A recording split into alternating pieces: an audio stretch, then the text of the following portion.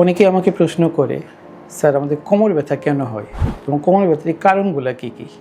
আসলে কোমর ব্যথার অনেক কারণই আছে। তার মধ্যে সবচেয়ে কমন যে কারণ তা হলো পশ্চারেল বা পজিশনাল ব্যাক পেইন। আমরা আমাদের দৈনন্দিন জীবনে কাজ করার সময় বা কম্পিউটারে কাজ করার সময়, ল্যাপটপে কাজ করার সময়, মোবাইলে কাজ করার সময় সামনের দিকে ঝুঁকে কাজ করি। এই যে সামনের দিকে ঝুঁকে আমরা কাজ করি, এতে আমাদের কোমরের উপর হেভি স্ট্রেন বা অনেক চাপ পড়ে। এতে কিন্তু কোমরে ব্যথা হয়। কোমর ব্যথার যত কারণই আছে, পশ্চারেল বা পজিশনাল ব্যাক পেইন সবচেয়ে কমন কারণদের একটা। এরপর আছে মেকানিক্যাল ব্যাক পেইন, যেমন PLID, prolapse lumber intervertebral disk.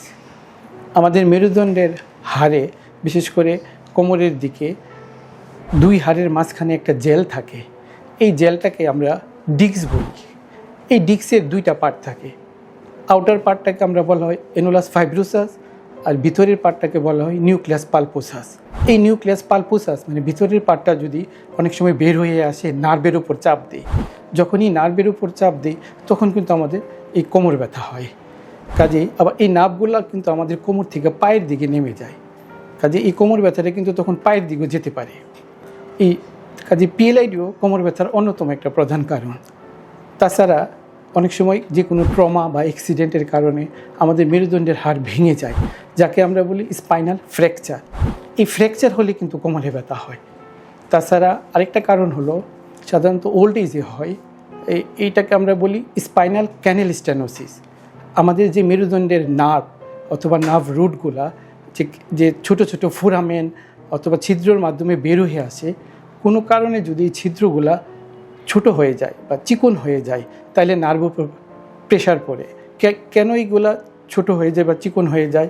যেমন নতুন কোনো হাড় বা যাকে আমরা বলি অস্টিওফাইড, এই হাড়গুলো এই ছিদ্রের আশেপাশে তৈরি হয়, যার ফলে এই ক্যানেলটা চিকন হয়ে যায়। অথবা এই ফোরামেনের আশেপাশে যে সমস্ত লিগামেন্ট আছে, এই লিগামেন্টগুলো অনেক থিক মানে মোটা হয়ে যায়। মোটা হয়ে যাওয়ার ফলে স্পাইনাল ক্যানেল চিকন হয়ে যাওয়ার ফলে আমাদের এই কোমরে ব্যথা হয়। তাছাড়া আরেকটা অন্যতম ইম্পর্টেন্ট কারণ হলো অস্টিওপোরোসিস। অস্টিওপোরোসিস সাধারণত ওল্ড এজে হয়।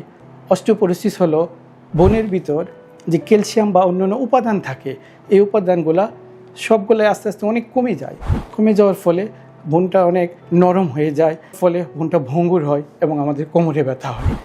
তাছাড়া আরেকটা ইম্পর্টেন্ট কারণ মনে রাখতে হয়, যাকে আমরা বলি টিউমার। যেমন স্পাইনাল কর্ড বা স্নায়ুরজ্জু এর উপর অথবা স্পাইনাল ক্যানেলের যে কোনো জায়গায় টিউমার যদি হয় কারো, তখন কিন্তু কোমর ব্যথা হতে পারে। টিউমারটা দুই ধরনের আছে। একটা টাইপ আমরা বলি বিনাইন, মানে একটা ভালো টিউমার।